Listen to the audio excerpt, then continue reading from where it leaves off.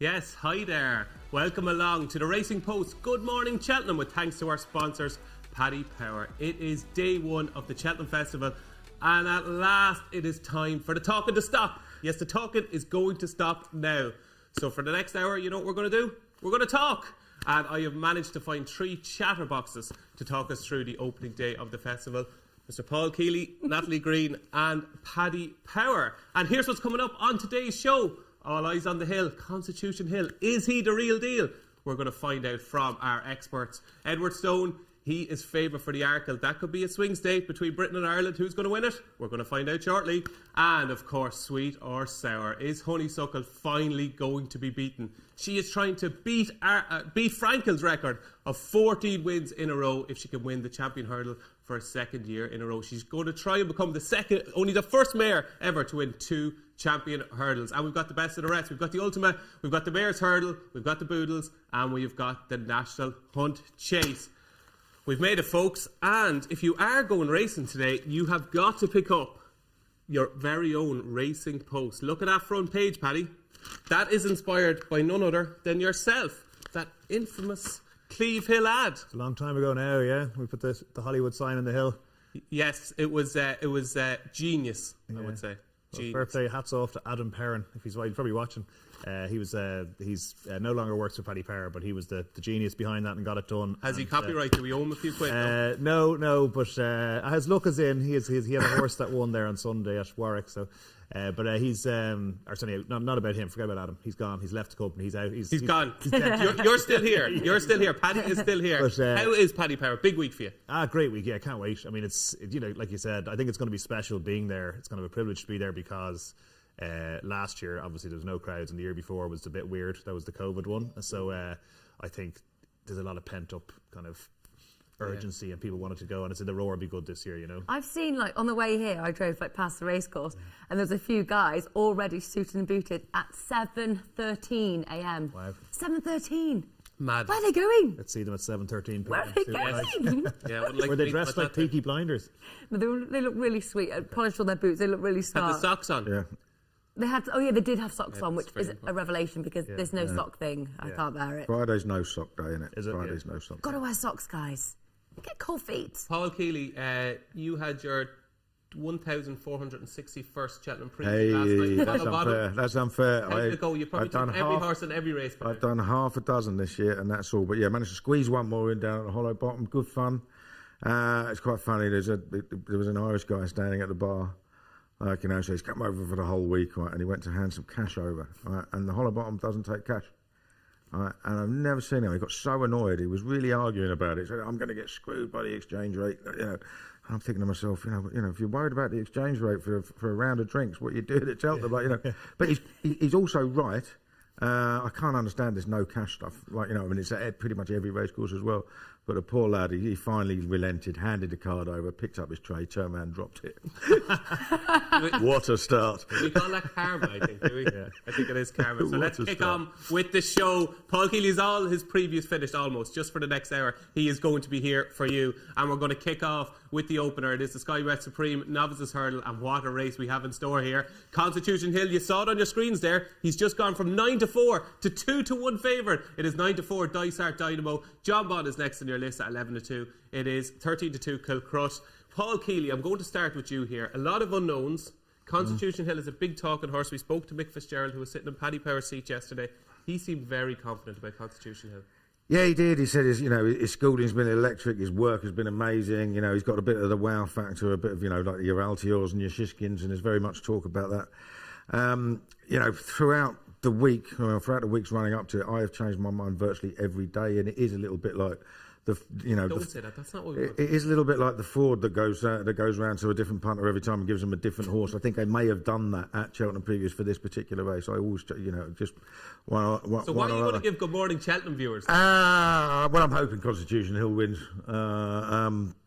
Just because I did back him straight after his first run at Sandown, but then I backed him for the Ballymore after his second run at Sandown because I thought, well, he's a strong stayer. But we've got there are plenty of horses that have won very easily and not too many overlapping form lines, so you can get a handle on them. I think he's probably better than John Bond, but John Bond's form keeps working out, so you can't rule him out. And obviously Kilcrut nearly won the bumper last year, and you know we haven't seen the best of him yet over hurdles, and there's others too. I'm coming down on the side of Constitution Hill, but you know it won't be a betting race. There are better betting races for me on the card. Paul Kealy tipping a favourite in the opening race at the Cheltenham Festival. He must be very good, this Constitution Hill. Nat, are you in the Constitution Hill camp? What I liked yesterday is it was nice to hear Fitzy saying, basically, because Henderson's grass gallops have obviously been the ground's been really good and not too deep. Obviously, very, very different ground to Tolworth when we saw Constitution Hills. But Fitzy said, poor Fitzy, thrown him in the fire. He was very good yesterday. He said, he was really good, and he said, actually, on top of the ground, he said, no problem. These athletes, these top quality horses, you have to pay attention to the ground. You can start to do your head in with it, can't you? Like at the end of the day, if he's working on good ground, he's been at the Tolworth, he's fine. We've all loved this horse, haven't we? Because he just looks the real deal, the superstar, which is what we all want. I totally agree with Keels. I've been the same. I've been changing my mind. I've been doing my own mind in. But Dysart Dynamo is rapid, though. That we have to look at that as front running style. Like, if there's any horse in front of Dysart Dynamo at the first fence, then they're going too quickly. So I think Paul Tanner's, I don't think Kilcrut's going to take them on. I don't think those two are going to be together. Do you know what I mean? No, that's right. Well, he didn't, you know, he wasn't a front runner last year. I mean, you get these big field maiden hurdles and, you know, and all the good ones just stay out of trouble at the front. Yeah. Like, you know what I mean? And then when it comes to a proper race, they go back to riding them, you know, how they'd normally ride them. Because you don't want to get into trouble. Yeah. But exactly. Constitution Hill, I've got to stick on keeping the faith. Very, very exciting. But I think Dysart Dynamo's got a big shout. Now, I was saying that Mick Fitzgerald sat in your seat. Jesse, he was very good, Paddy. We tried to get him today, but we couldn't, so we had to make do with you. Hang on, how do you know he's very good? He hasn't tipped a winner yet. Exactly. He hasn't tipped the loser either, though. See what I did there? Yeah. What does Paddy Power fancy in the Open? I'm like Keels. I was not all over Kilcrut, but I was kind of half fancying Kilcrut until a few days ago. Not that I've gone off Kilcrut, but just the more you think about it, the more you look at it, you're thinking, like Dysart Dynamo, you got to believe what you see, right? And he looks very special. And then you kind of go, well, Constitution Hill, I mean, okay, obviously Willie Mullins is the best at Cheltenham, but Nicky Henderson is about the best at Cheltenham as well, at getting them ready.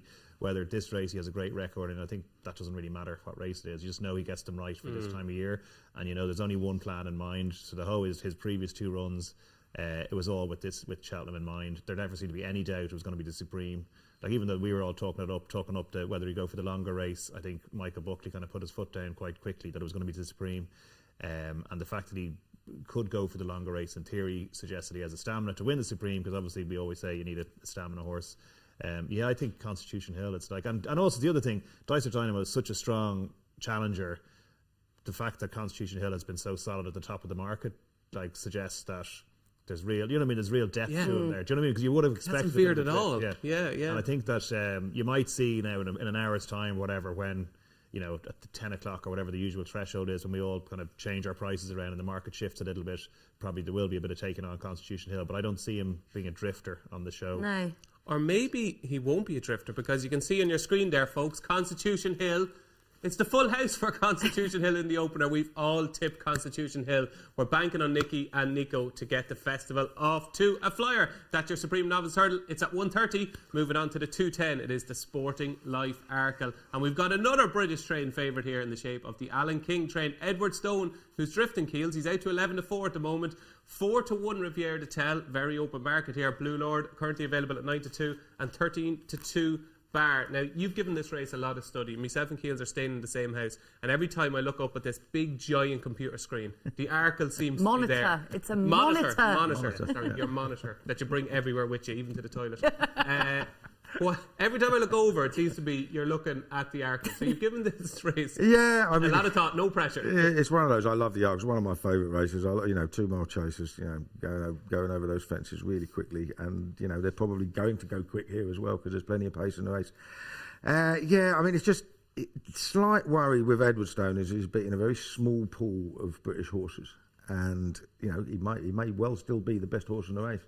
I mean, Alan King's had a right result with him unseating last year, didn't he? Really on his debut last year, because otherwise he'd have stayed over fences. He'd have been running against Shiskin, and there's no Shiskin in this race, But I think the Irish would be quite confident of the fact that they could beat Third Time Lucky by 4.5 lengths as well, which is what Edwardstone did at Warwick. So I'm looking at that, and I just think I'm not convinced that the Irish Arkle form will stand up, as in the winner will beat the second and third again, I think there could be a reversal of form.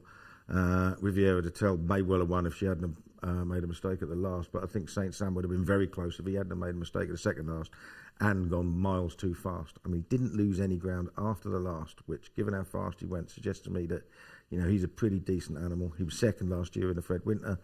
Obviously, giving a stone to the winner who won a Grade 1 next time out of Punchestown. And I think he's going to run really well. And they've said that they are going to ride him a little bit more conservatively. And that interests me because I think he's going to have a lot left at the finish. So that is one vote for St. Sam. But if you pick up your Racing Post today, you will also read Mr. Pricewise Tom Siegel. And can I give it away? He also tips St. Sam as well. So the two people who we put in the front of the paper are two best tipsters. I thought he tipped Magic Days. He tipped Magic Days and St. Sam as well. He tipped both, did he? Yeah, he tipped both of them. Well, I think he did. You're scaring me now. Paddy, what do you fancy in the Arkle? It's one of those, after the Irish Arkle, you're watching that race. You're right, he didn't tip St. Sam. Thank you very much. There you go, he should have tipped St. Sam. You tipped St. Sam. Watching that race, and I think you're right. I think Riviere de Tel probably would have won, bar there's a bit of hampering and also that mistake at the last. But also when you're watching, usually, there's something in the Arkle that you've gone, wow. And there just hasn't really been this year, except possibly Edwardstone. But you can totally not knock the form, but you can question the form because basically the English horses aren't as good as the Irish horses, generally. So it's the English form now is when we find out, how good it is. No, but it's true. It's the truth. I think he's never won a race when there's been Irish representation in it. Yeah. But although he obviously ran but he's very obviously well. run very well. Obviously, he was fifth in a county hurdle. So that suggests he's okay on the track, which is good. Yeah. You know what I mean? There's a lot of boxes to tick. Now he's one that is a drifter, and he probably will be a drifter because I think that. What price will he go off? Do you think? Probably he's threes is a fair price, isn't it? He's 9-4 anti-post. He's going to be if he's threes in the day, that's probably fair enough. So he might be thereabouts. Alan King's okay form-wise, isn't he? He's not banging them in, but he's not a 0% strike rate or anything. I think he's doing okay. So just not really at the festival, which is he hasn't done well at the festival, but I mean, there hasn't been many to go around, has there? To be fair, Ireland has been dominating. A few scraps. Yeah, so I just don't think there's a superstar Ireland horse here. And St. Sam, it's a fair case because I remember before the Arkle in Ireland, and I think the last two times he's run, Ruby has tipped him up saying he's just tougher. I mean, it was really windy that day, and he said, "I'm going to go for St. Sam because it's a tough conditions for a young horse, and he's a grinder, so that could stand him in good stead." But there's no superstar here, like you said. So I think I'm going to just go with Edwardstone because I don't think the Irish are amazing. Edwardstone for Paddy Power. And Paddy, I'm in agreement with you. This is 2 in a row. This is bad news for you now. And I've already got one thing spectacularly wrong today by thinking Tom Siegel tipped bad news for you. So I haven't started on a great foot. Nat, what do you like in the Arkle? Edwardstone, I also do like to look at temperament a bit. So I can't go back to Supreme, but Constitution Hill, his laid-back attitude I like compared to the buzziness of Dysart Dynamo. I think on a big stage in front of a lot of people. Edwardstone, I think his hurdling form has made a man of him. I think it's made him just grow up, get on with it, and given him really good experience in top hurdle races, which I think will stand him in good stead. What I see with Edwardstone is he looks pretty versatile. Like Tom kind of said, honestly, he's so straightforward. You just put a leg either side, and that's what you like. You want them to be straightforward. And I think he's the type of horse that he can just be off the pace, and then in the closing stages he can just pick off the rest. But I do quite like Riviera de Tel as well. I do like the mare. I think she's beautifully bred. Love her breeding. I think Jack Kennedy was probably peeved. I mean, obviously she just didn't get it right at the last fence.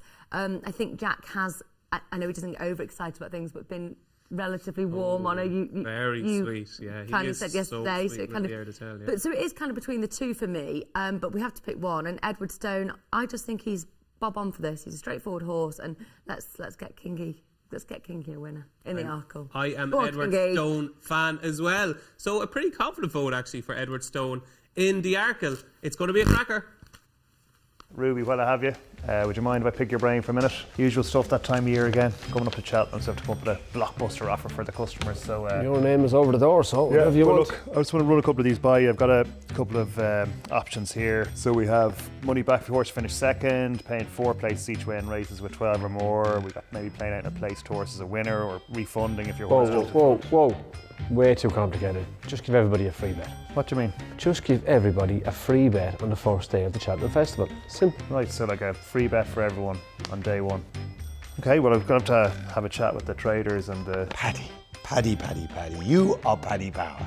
you can do better than that. Free bet for day one and a free bet for day two as well. How about it? I'm not surprised. I'm going to be laughed out of the room by these bean counters, Matt. It's just not as easy as that. Paddy, 3 is my favourite number. Free bet day 1, day 2, day 3. Make it a hat trick. Thank you for your input.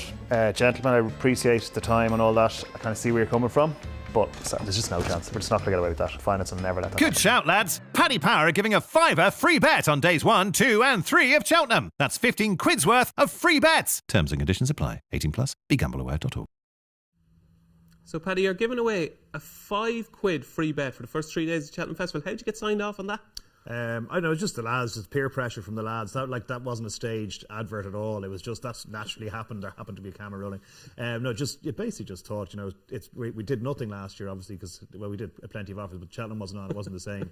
So we just thought, let's go in big and heavy this year, and no strings attached. Do you like the acting? You're not bad at it now, I have to say. I liked that ad with Ruby a few years ago. I think you enjoy it. That was a long time ago. That's the one with the Ruby's Revenge. Yeah. Yeah, that was the egg. That one. Yeah, that was the first time I ever played a baddie. Yeah, I thought you were good in my acting career. Watch out, Ken Barlow.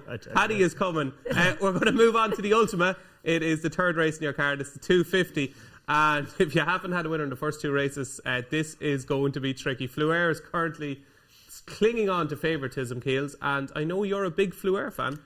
Yeah, I am. Yeah, I mean, back to two in a race, both Irish horses, which is probably strange because it's the one race they've got a pretty poor record and haven't won it since 2006. But yeah, I liked Fleuer. I mean, obviously 2 runs ago he beat Frontal Assault, who is 5-1, 4-1 favourite, I think, for the Kim Muir. And he beat him a lot easier if he hadn't jumped that last, as in the words of Jerry Hannon, as like a bag of hammers. But he did do the same thing next time in the Grand National trial at Punchestown. Otherwise, it'd have been a lot closer to death duty. Obviously, got Jordan Gainsford on.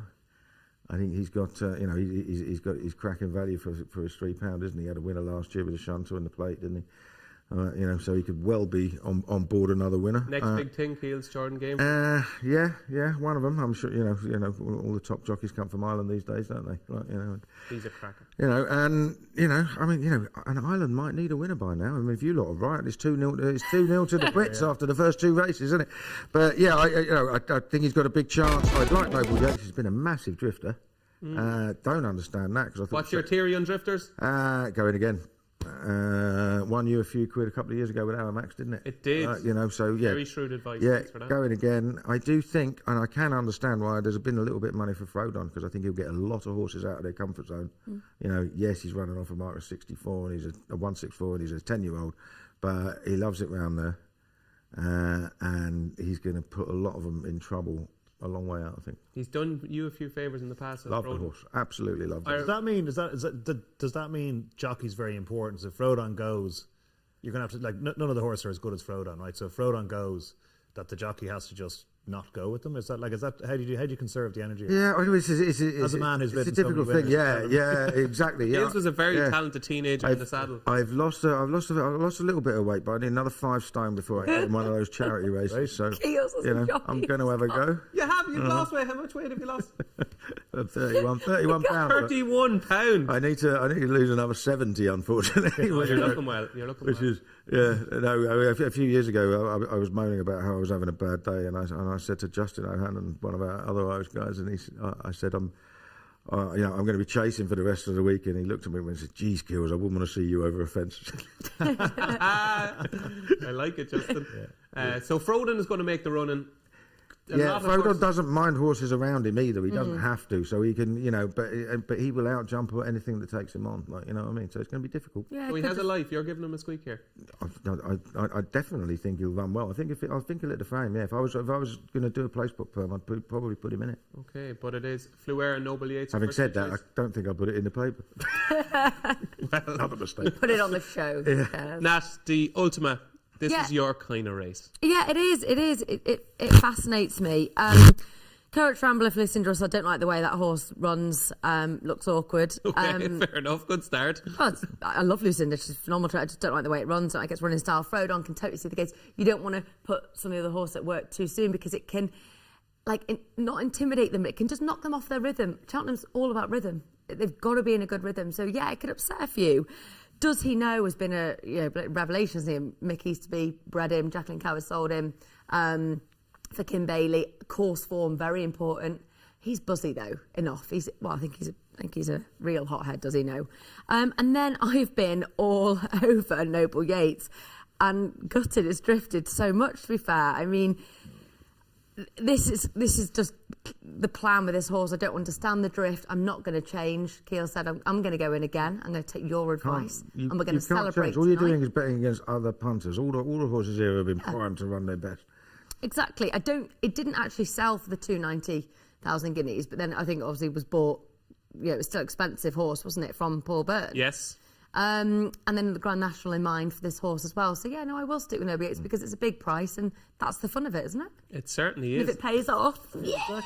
Happy days, double figure winner in the third race. Paddy, what do you like in the Ultimate? Well, first of all, my old man always used to say to me that whatever Mouse Morris runs at Cheltenham has a squeak because he doesn't bring them over for the crack, right? So he's got Foxy Jackson here at a huge price. Hard to see it on the form book, but That's a big shout. I just kind of keep my eye on that one maybe for a play spot type of thing. But the one I've gone for is fullback for Gary Moore.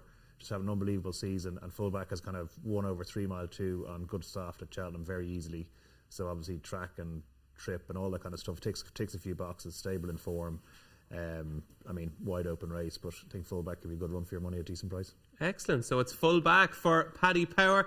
It is, of course, Oscar Leet for me. 20 to 1 about Oscar Leet. This horse was second in the Albert Barton last year, Kealy. I know he's £4 out of the handicap, but I think with Harry Cobden in the saddle, I think Oscar Leet is a massive price at 20 to 1. There's your selections on your screens now. It's Fleur for Paul. It is, of course, Noble Yates for Natalie and fullback for Paddy. Let's move on to the big one. It is the Uni Bet Champion Hurdle. And before we preview it, let's hear the thoughts of Ruby Walsh. What has he got to say about Appreciated? Gosh, I think Honeysuckle's incredible. 14 for 14. She's an incredible mare. I think Everton will suit her.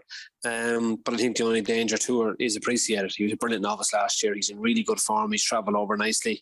I think he's the only danger to her. But that said, as much as I am in the Willie Mullins camp, if I still had a licence and you were offering me a ride tomorrow, I'd ride Honeysuckle. Yeah, it's no surprise. But you have been keen on Appreciate. You have. I was PK 7 or 5 to 1 above. Yeah, 5 to 1 above. When he was those sort of prices, I thought it was a brilliant bet each way. And maybe that's a safe way of betting, but that appealed to me. That appealed to my mindset. Whereas now, I think the value is gone, and it's all about Honeysuckle, to tell you the truth. So you can hear Ruby's thoughts all week on the From the Horse's Mouth podcast. So he would ride Honeysuckle if given the choice. Is she banker material in a race like this, Paddy? I'm going to say no, but I'm really struggling to justify that. Do you know what I mean? Do your best for us, will you? Okay, so like she's brilliant. She's amazing. She really is. And you just kind of feel like that at some stage it's got to come to an end. You can't crab what she's beaten, right? Some people say, she hasn't beaten much, but she has. She's gone through the ranks. She's beaten everything. Like on the plus side, you'd say, like, but really significantly, I think at Christmas time, or at Leopardstown, that Christmas or whenever it was, the last time at Leopardstown, Irish Champion Hurdle, yeah. She, the Henry de Bromhead horses were really running poorly at that time, and she still went out and won. I don't know if that's a good or a bad thing. It's probably a good thing that she was good enough to overcome that, but I wonder, was it a bad thing that she was trained to the minute for that to win as impressively? So there's probably, you could look at that both ways. I think Appreciated, like the logical part of my brain says that Appreciated, the prep for this is like he ran this time last year. He hasn't run since. He's meant to go over fences, didn't work out, but was awesome over hurdles. But then the other part is like, geez, this is Willie Mullins. Like, and it just the word again, another horse that's just really solid.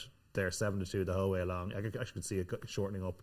I think Appreciated. I think is you get the feeling that they're expecting something big from Appreciated, but then Ruby would temper that, saying, well, you know, even if he runs amazingly, he might not be good enough. Well, you're spending a lot of time with Ruby Walsh in the lead up to Cheltenham. I'd say they're snicking one another at this stage. What's he thinking? Like, well, when he comes off camera and you're chatting, he would say, like, it's probably too late now, but what he was saying back at the time, like before the other horse came out, but he was saying, like, you know, Appreciated is great value each way at like 10 to 1 or 8 to 1 or whatever, but at 7 to 2, like, I'm not a 7 to 2 each way punter, but like, I think Appreciated is obviously doing something amazing at home, I would imagine. But at the same time, will need to be. Do you know what I mean? You can have the best horse ever and still not be good enough against a Honeysuckle. So I'd take a chance on Appreciated, I think, but I won't be going bananas on it or anything like that. But I think Appreciated might just burst the bubble. I want to see Honeysuckle win. I want to be part of the whole fairy tale, and that's great for Rachel. And funny, you know, He said that with such enthusiasm, Paddy. No, but like just Alice in Wonderland stuff. But one thing that's amazing, and this is like, so I was away on holidays with another family there recently, and my daughter is 9.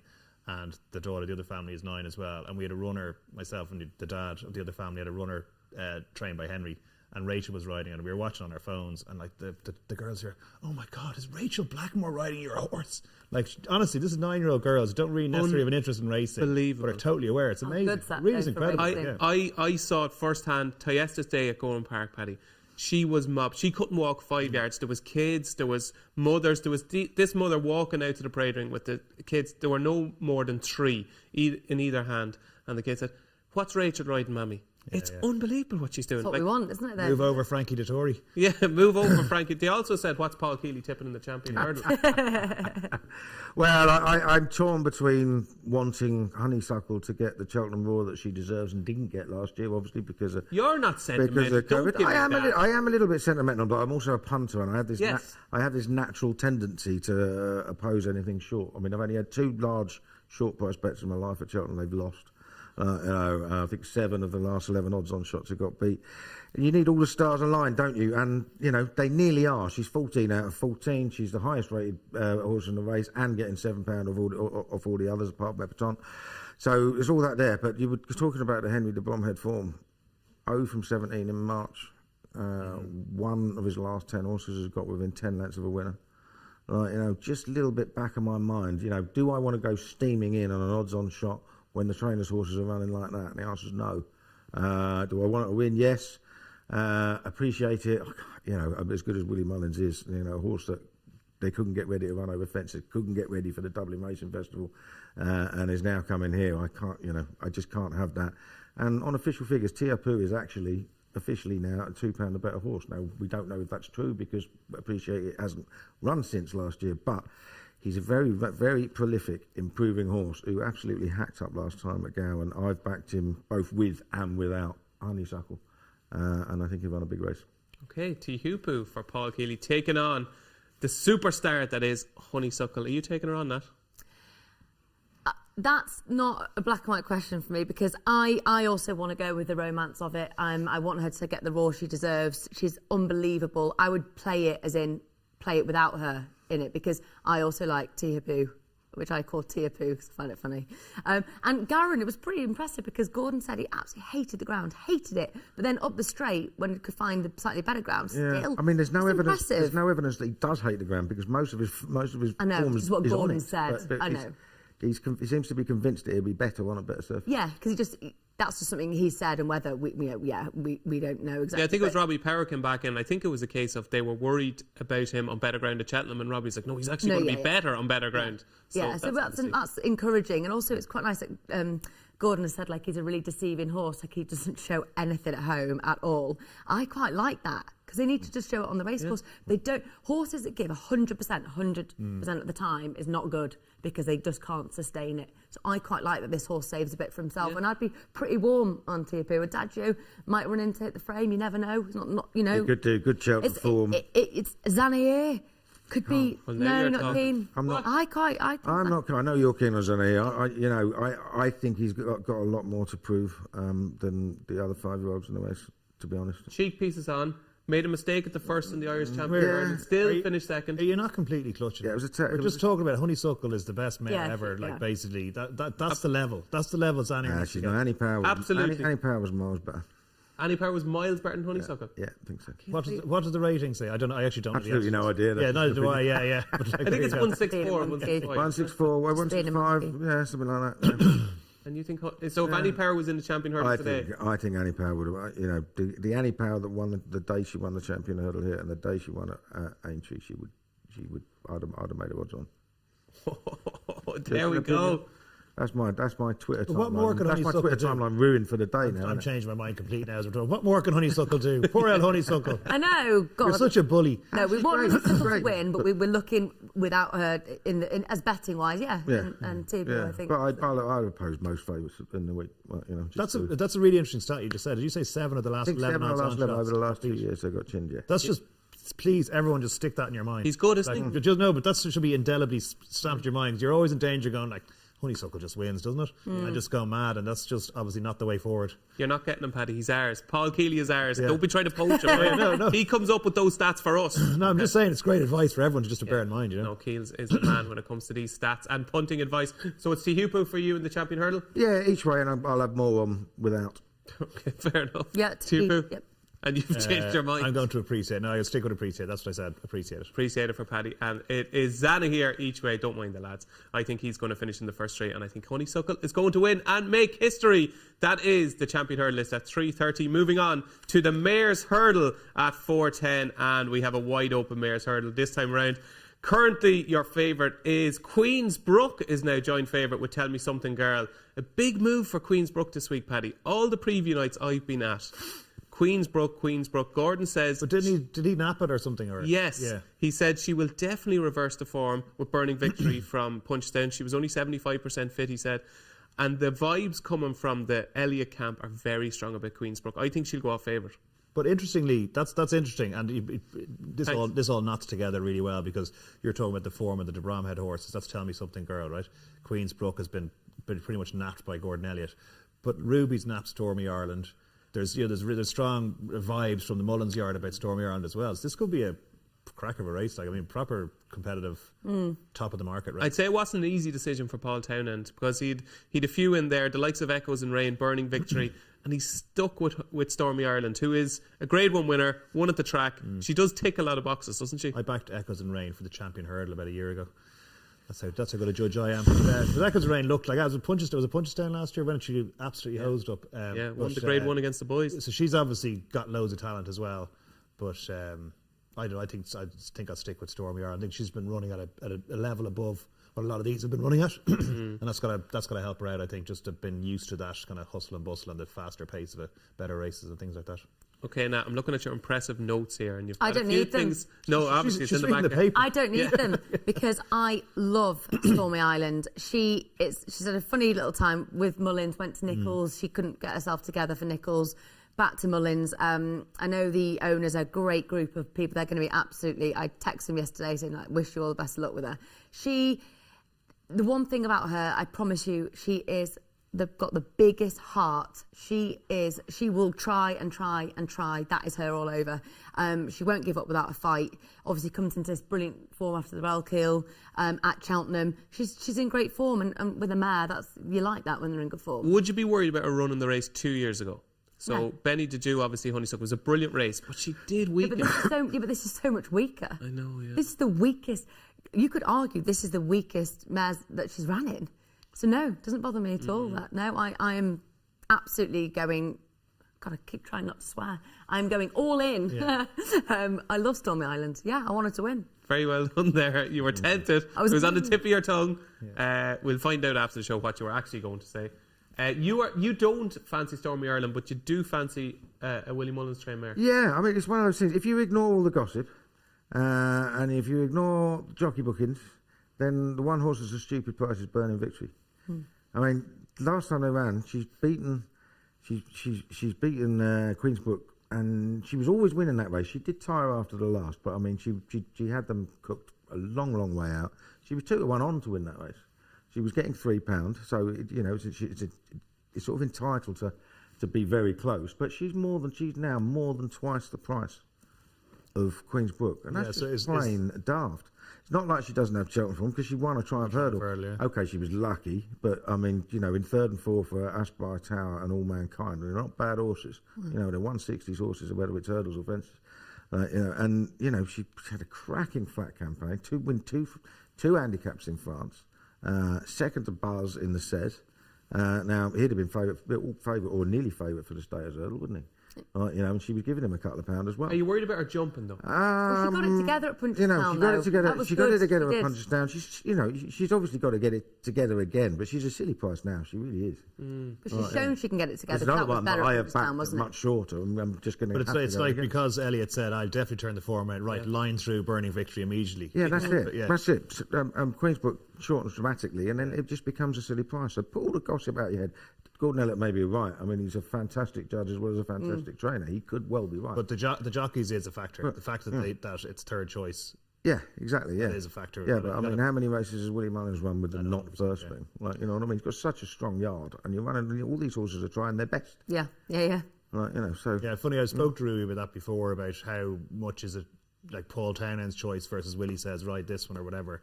And he said it's basically down to Paul. And it's only if he's really in two minds, he goes to Willie and says, I can't decide. Willie might say, well, I'd ride, whatever. And that's the other, but he never would kind of direct him. They seem to have such an amazing relationship, don't they? Like, Willie really takes from Paul, and they just have this respect, I think, for each other. I think they've got a great team. I'd say it was a tough choice here now. I'd say this one wasn't easy. But if you agree and you think that... But you're also, sorry, just to interrupt you. That's all right, Paddy. I also wonder if it is much of a choice, that he spend all his time on the big races, because there's so many runners. I mean, there's so many races where he's going to have to pick one or two. I wonder, does he spend as much time deliberating over this? You think he just went... Well, do you know what I mean? He might be more deliberating over Nergamine versus Shakon or whatever it might be, you know. Yeah, of course. And this is just one Astral, just ride that. Or I'm sure it's not that blasé, but who knows? Yeah, who knows? He's certainly had a lot of choices to make. And if you, like Keels, think Burning Victory will uphold that form with Queensbrook, you're getting 10-1. Imagine Keels, 10-1 Burning Victory, 4-1 Queensbrook. Yeah, it doesn't, prices wise doesn't make sense. Like, I mean, I may even play the forecast. Oh, okay. So I love a forecast, tri-cast in competitive races at Cheltenham. Yeah, and you've done it before. You've got it up in the Gold Cup. It is 2 votes for Burning Victory for myself and Keels, and 2 votes for Stormy Ireland for Paddy Power and Natalie Green. It's the right against the left. We're up against you in the Mayor's Hurdle. That's at 4:10. Moving on to the 4:50. It is the Boodles Juvenile Handicap Hurdle, and it's all about Gaelic Warrior. Currently, your 5-2 favourite, the big talking horse that nobody knows anything about. Well, you're going to find out at 10-5 today. 5-2. The tide turns is 6-1, and it is 8-1 bar. Paddy, Gaelic Warrior. Could win this on the bridle. It could be like those colours in the Mayor's Hurdle, back when the Mayor's Hurdle was really weak, and there's always one. Remember, there was always one that'd be just swinging behind or whatever and would come and win. And that genuinely could happen here, because I guess whoever, I can't remember the guy's name, whoever buys the horses for Rich Ritchie in France. Harold Kirk? Yeah, obviously the instruction is we don't want to buy anything unless it's going to be a one whatever horse, right? And this yoke has got a rating which everyone was surprised by, that it's much lower. The form, it is back. The story is his back form in France has worked out. There's been Grade 1 winners behind him or something, isn't it? So if you rate it based on that, his rating would be, I don't know, 2 stone higher or some ridiculous number. So in theory he could be chucked in, but I kind of agree with you. It's a massive 22 runner handicap hustle and bustle race around Cheltenham, and you gotta think 5-2 short enough about This anything. is why you're absolutely minted, because idiots are back in Gaelic Warrior at 5-2 in a juvenile handicap hurdle. It's madness, isn't it? This is like you said, the juvenile handicap hurdle for the horses that aren't really good enough to run the Triumph Hurdle. So there's a real mixed match. He could be top class. There's a real mixed match of horses in his way here. There's good ones and bad ones and middling ones or whatever. So I'd be looking for something each way. And if he goes and wins and hacks up by half the track, good luck to him.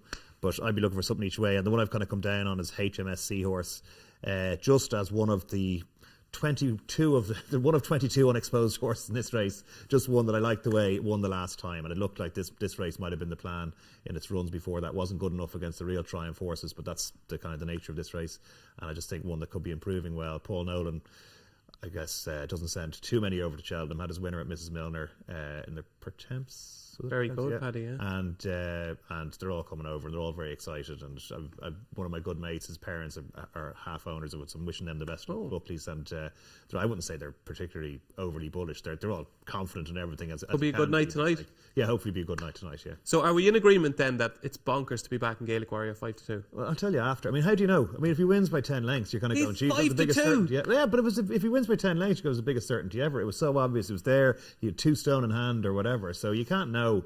But I agree with you. I'm not willing to take 5-2 to my money. But I'm not willing to take 4-1.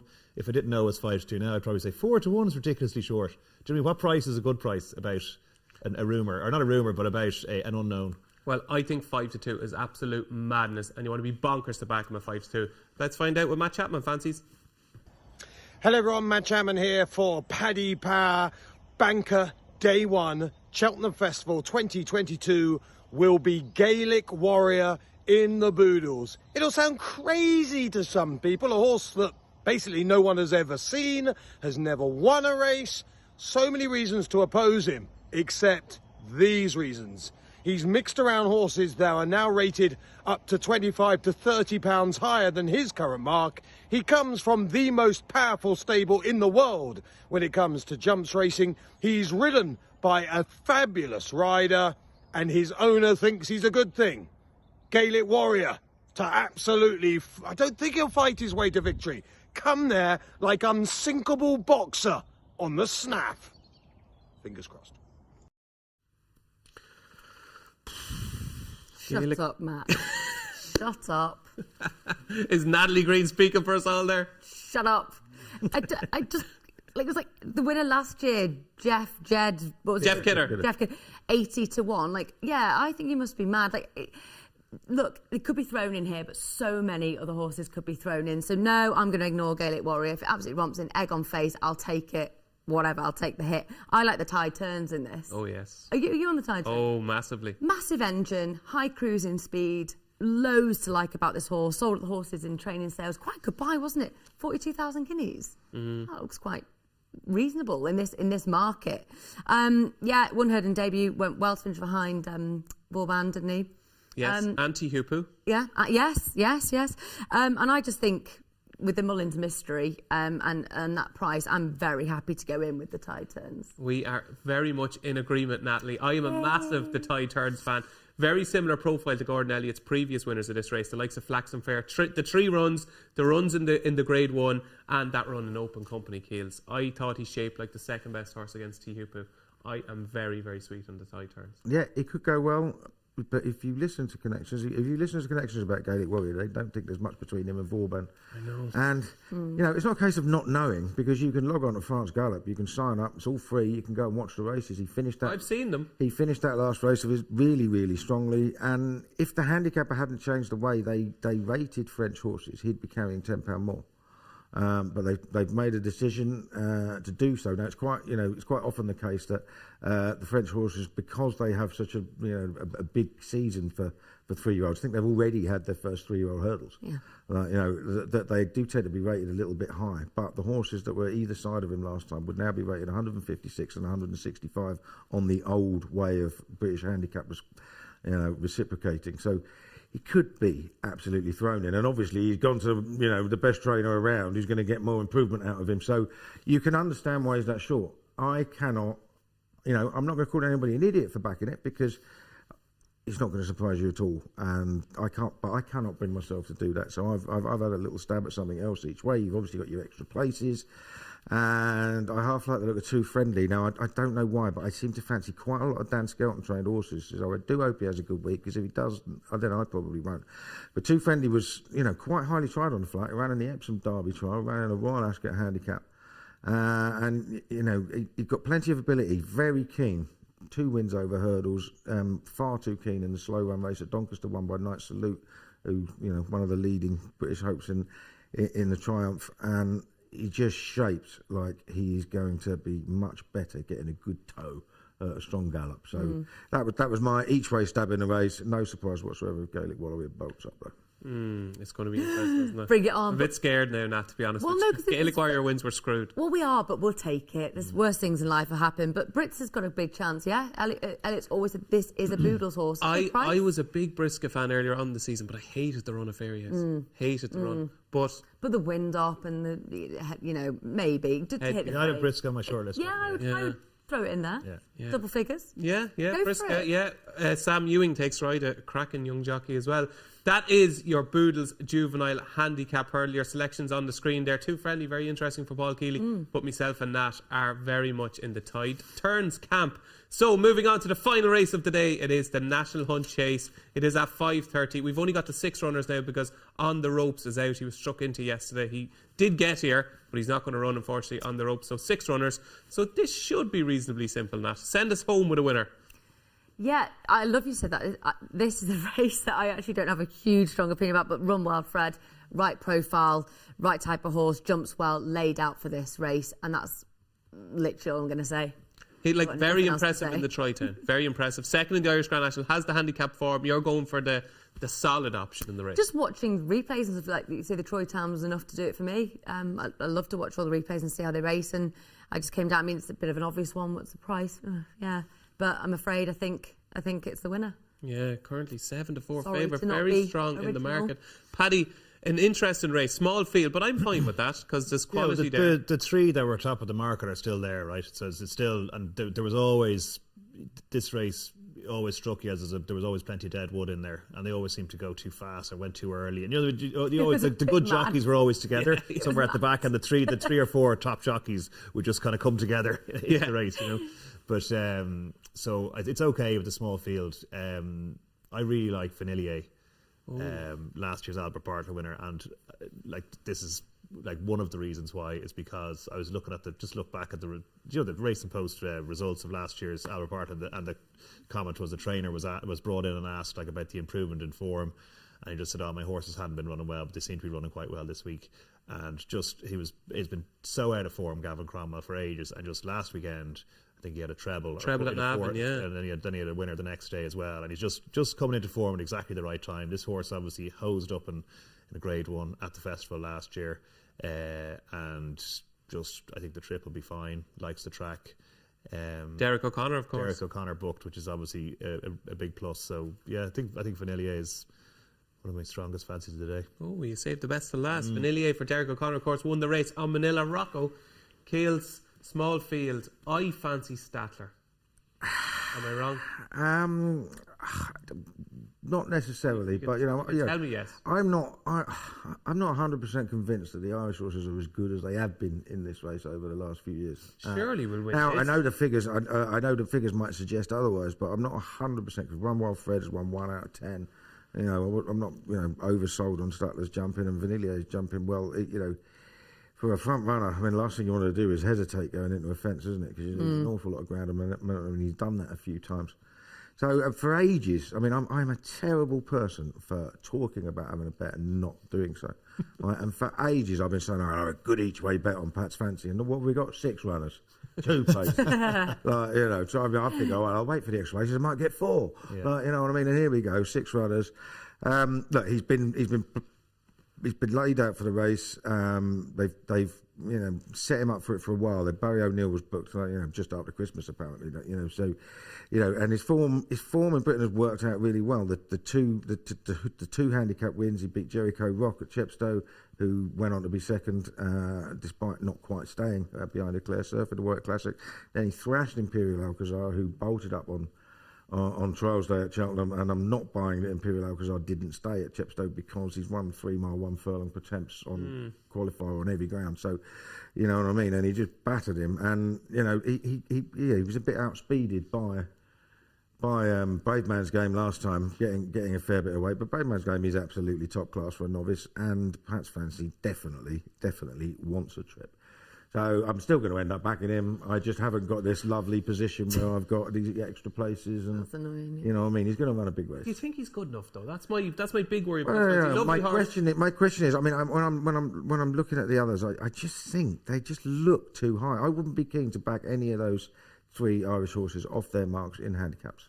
But Run Wild Fred has basically done it. He's been there, he's done it. He's won a Tri-Town, he's been second in Irish Grand National. And I don't even think he's good enough. He's won 1 out of 10 chases. I mean, I'm not backing. Soon to be 2. I'm not backing 9 to 4 shots. I'm not backing 9 to 4 Your shots. confidence is soaring now. I'm not backing 9 to 4 shots at Cheltenham with that sort of record. Okay, so it is Pat's fancy for you. So the National Hunt Chase, we've only got 6 runners and we have got 4 different tips from the panel. So if you're confused coming here, you're even more confused now. It's Statler for me. It is Pat's fancy for Paul Kealy. It is, of course, Run Wild Fred for Natalie Green, and Paddy Power is in the Vanillier camp.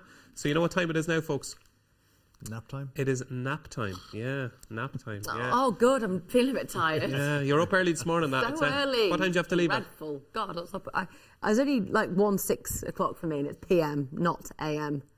I hate getting up at 6. But tonight, you're having a few drinks tonight and a bit of grub. Staying with you too. Yeah. I'm in the house. Listen, we were on our best behaviour last night. Don't bring us down. We were very well behaved last night. Actually, you were. Yeah, I came back from the preview and drank a bottle of wine before going to bed. I had no intention of doing so. Yeah, I got home last night and Keels Keels is like this in the chair, sinking into the chair he was. just your head out. Yeah, I do. About 1 o'clock. I do flop. It was very relaxing. Yeah, it was good. It was good Okay, fun. sorry, we got carried away there. It's naps time. It is properly naps time. Let's find out what the panel fancy.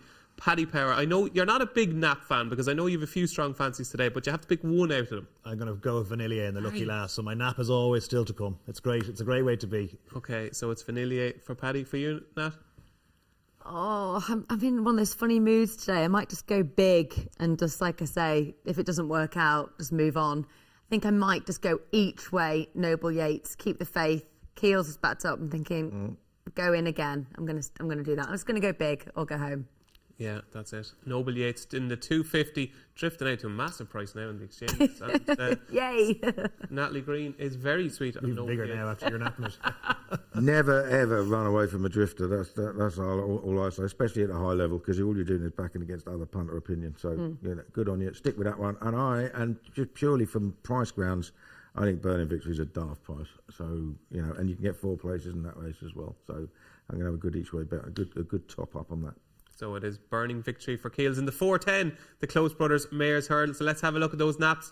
I am a big Statler fan. Paddy, we're against each other in the finale. I am a big Statler fan. So Statler for me, I think he's going to send punters home happy. But best of luck with Vanillier. He beat Vanillier well over fences, but Vanillier hammered him here in the Albert Bartlett last year. Yes. So yes. we'll see. Yeah, battle absolutely. commence. There you have them on screen. Look Paddy, you're at us. Me, yeah. Look at you. Look at us. I think that is a terrible byline picture of me. Look at the size of my chin. Yeah, my hair's not Yours good. is professional, Nat. I have Which to say. chin? Which chin? Yeah, which chin? The third one.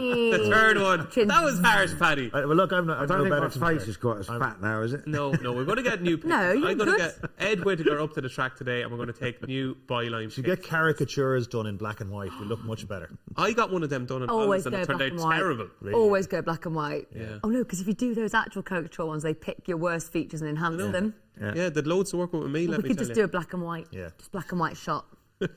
Everything looks better in black and white. Right, so we're going to have to pick a charity bet. Thanks to Paddy. You're giving us 100 quid. Yes. But we have to agree, so this is a conference call. So we're going to have to agree on 100 quid. Where are we going to go? Right, are we going to kick off in the Supreme? We're definitely not going for the National Hunt Chase because obviously 4 different tips, only 6 runners. So National Hunt Chase out. Honeysuckle is too short. We don't know what Gaelic Warriors And going none to of do. us tipped up Honeysuckle, by the way, so you can't really go for that one. No, we can't go for Honeysuckle. Well, we wanted to win. We're just betting. Without You made a very good case for Noble Yates, okay? I sound like Lord Sugar here, don't I? Yeah. You made a very good case for Noble Yates, but no, I don't think we're going to go for Noble Yates. The Arkle. No, I don't think so. Edward Stone. Edward Stone? Well, you got 3 out of 4 for you on that one, haven't you? So you could do that, but we have got 4 out of 4 on Constitution Hill. You'd only 2 to 1. I mean, if I'm very bet, I'd do Forgot better. about that. Yeah, but Are we all in agreement then, Constitution Hill? I think we were in agreement about an hour ago or 45 minutes ago, so we should stick with that. Yeah. team effort. You happy? Yeah. Yeah, why not? Come on, it could just be something real special. And Okay. We're in the concert. We're believing the hype. And we're going to have Jerry McGrath on later on in the week, so hopefully he'll tell us all about how amazing Constitution Hill was in the Supreme Novice Hurdle. He's going to be with us later on in the week to tell us all about the Nicky Henderson camp. So our 100 quid charity bet, courtesy of our good friend Mr. Paddy Power, the generous soul that you are, is going on I'll tell you what we do. Constitution Hill. We'll give you 5 to 1 as well. 5-1 for the charity bet. For the charity bet. Microphones everywhere. Yeah. And you have the power, excuse the pun, just to do that. You have the power. Well, we'll find out, won't we? I just did that off the top of my head. It's not good. So 100 quid on Constitution Hill at 5-1 is the charity bet for today. I'm feeling a bit nervous. Yeah, well, it's 5-1. Let's go. No, just about the whole day. I love Cheltenham so much, but it does make me feel a bit nervous. That's where I was get there. Can't wait to get there. And when the hairs go on the back of your neck and the Supreme and the everyone roars. Oh. What's the plan for you today? I was going to say today's plans. Drinking. Are you on the lash? Guinness Village. Really? Yeah. No, actually, I shouldn't tell anyone that because if you see me tomorrow and I'm like this. Yeah.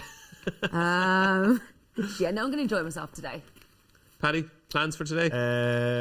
Up the track there, head straight there now. We've a bit of a stunt going on, so nothing too massively controversial. But we'll stunt. Do a bit of a photo shoot for that. All will be revealed on Wednesday, and then I'm just kind of in there doing TalkSport H&J show for the day from the box and co-commentate, which is such a privilege. Co-commentate Richard Rupert Bell on TalkSport on the big race today, which means just whenever he has to take a breath, I'll just talk shite. I talk shite for 15 seconds. Have you done a commentary before?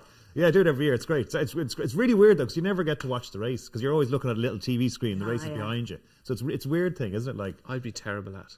Oh, I'd be terrible. I don't have to do the proper commentary. He kind of says, and he throws to me, and I'll say, oh, well, such and such is going well. I like the way he made a mistake there, or whatever, you know. Yeah. Oh, that's very exciting. Although the first time I did it was the Gold Cup many years ago, and he threw to me at one stage, and I said, well, there's one horse that will not be winning the Gold Cup this year, and that is, what was the name of the Jim Cuddy horse that won? Lord Windermere. Lord Windermere, because he just remember he looked like he was tailing off, and then he comes and wins the race. You're good in-run and punter, so Paddy. Yeah. So that's Paddy Power's plans for today. Keels, you're on tipping duty. I had to go at that commentary and Betfair thing right down the end, and you could go into that little booth and they show you a race, and I think it was at Tingle Creek. Yeah. And I knew exactly what happened before it, and I still couldn't do it. No, impossible. So hard. I mean, the standard of commentating these days is absolutely exceptional. It's unreal. And they have to play the crowd. They play you see the way they played the crowd when they mentioned the favourite. They go, and it's like whoever is coming into the crowd is going to everything lifts. You know, the commentator really. How quickly does your mind have to work? Honestly, I'm like that. Takes me about 2 minutes just to find the one I'm looking for. It's just absolutely mad. Richard Hoyle's Denman Gold Cup magic, relentless, remorseless, has pounded Cotta Star into submission, and then just as they're passing the line, he says the answer is Denman. Denman has won the Gold Cup. Listen to that, as well as playing the racing post today. Listen to Richard Hoyle's commentary. That will get you jiggy going into the festival, won't it? Yeah, it was fantastic. Fantastic commentary, yeah. Story of the day. What's going to be the big story on day one, Keels? What are you hoping for apart from your selections winning? Nothing. My selection's winning. That's the idea. I'm a simple man. Yeah. No, I mean it would be great if Honeysuckle gets the role that she deserves, and I think we can say that as racing fans. Rather than punters, you know what I mean? Because obviously to win a champion hurdle and there's nobody there and there's no atmosphere, it's not right. And she has been such a great mare. So even though I'm back against her, I would like to see her win. Okay, so hopefully Honeysuckle will do the business. What are you hoping for, Nat? Today? Oh yeah, absolutely the same. Honeysuckle will just be incredible. And I do kind of see. I think sometimes the bubble does burst eventually. I just hope it's not today. Paddy, you're not back with us for the rest of the week. We're privileged to have you this morning. But for the rest of the week, just maybe give us one that Paddy Power fancies that we can look forward to. I'll put you on the spot here now. Yeah, I think tomorrow's a tricky day. I think tomorrow could be a favourites day. Okay. It does. It has that look about it. You know what I mean? There's a few. It's hard to see them get beat. So you've got Sir Gerhardt kicking off and all that. The whole way through the card, you're kind of going, yeah. So later on in the week, maybe. The Triumph Hurdle is that Elite Tom. Is that the one that Ruby likes that? The second or third string, yeah. That's like possibly the fact I've heard that tipped up by Ruby, and that suggests it's going well at home. And Gary O'Brien. There you go. That maybe in the Triumph Gold Cup, I think Manel Indo again for a repeat. Although let's see how Henry de Bromhead's horses go this week first. You've plenty of time to make your mind up at that. And then I think the Mare's Chase is going to be really interesting as well. I've gone down on the side of Ellie May, but again, it's Elliott versus Mullins, and both camps are kind of napping their horse, so it could be a real good proper clash, Yeah, absolutely. It's going to be interesting. Mount Ida, isn't that the Mount Ida is the Elliott mare, yeah. So it is Elette de Tom. So you're going to come in here? Yeah, I was going to say, one thing we didn't talk about is the weather. There was, yesterday, they were forecasting almost half an inch of rain on Wednesday, and now that forecast is almost completely You were good at the weather yesterday. I was brilliant. Yeah, give us another. Have you got a weather update today? Well, the rain's coming in from the west. I'm so bad at the weather. Nobody looking. Left, you just go with it and be confident, and we'll be 1 to 2 millimetres. But then it changed. changed. Consistent rain. It's changed again. It changed again to next to nothing. Wow. So it could be quite quick by Thursday, Friday. Yeah. Yeah. And they water the new course. I don't think they can water it once racing started. That's why they put so much on earlier in the week. Yeah. Interesting. So you'll be back tomorrow with your weather update? Oh, I'll be rehearsing. I'll be in a proper forecast for you tomorrow. You'll be here tomorrow? Well, we will. We're going to see who looks worse. Keels and I will. We will be reviewing. We will be reviewing day 1 of the Cheltenham Festival tomorrow, as well as giving you all the tips for day 2 on Wednesday. So that's it, folks. That is your preview of the opening day of the Cheltenham Festival. Thanks for joining us here on Good Morning Cheltenham with the Racing Post and Paddy Power. We are here all week. I'll be here tomorrow. You'll be here tomorrow. So will you, Nat. And so will Jerry McGrath from the Nicky Henderson stable. Have a great day. Enjoy it and good luck.